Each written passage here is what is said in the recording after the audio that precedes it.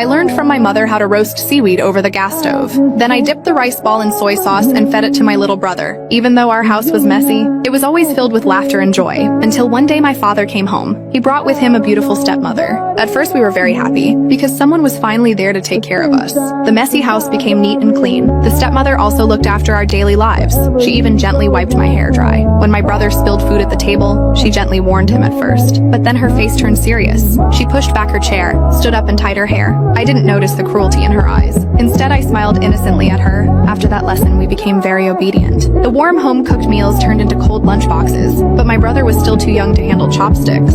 I quickly stood up and apologized, saying I would teach him well. But Annie put down the phone and tied her hair again. From that day on, I became quiet and lifeless. Sometimes I would reach the school gate and then turn around. The police at the station didn't seem to care. When the people from the Child Protection Center asked me questions, I chose to stay silent. After several tries, the woman asked again. I finally looked up and told them what had happened. Soon the police and child protection staff came to our house. When the stepmother saw them, she smiled brightly. Faced with her fake kindness, I stepped back in fear. There was no warmth in her embrace, seeing how kind Annie looked. They thought I was just imagining things. After they left, she immediately showed her true face. My brother ate plain rice leftovers, while I knelt by the door with my hands raised. My father was tired of us too, but they had to put up with us, because all the property was under our names. The next day I went to my teacher for help, but when she saw the marks on my neck, she said nothing. Then my brother suggested we find a social worker yesterday, because that was our only hope. Tony quietly walked with us across the bridge. He was already tired inside, but since we were just kids, he stayed polite. A simple wave from him made me flinch, and somehow he realized something was wrong. At lunch, my brother kept staring at the burger.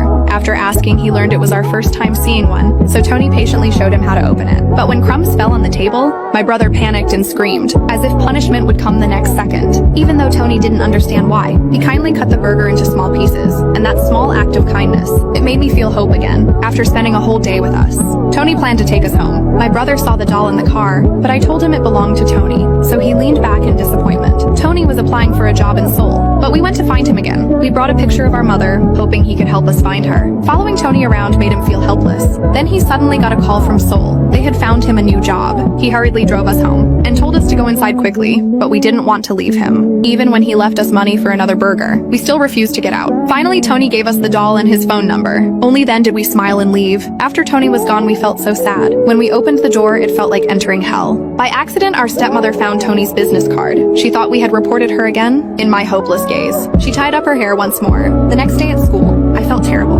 and then I collapsed to the floor. Blood slowly trickled from my ear.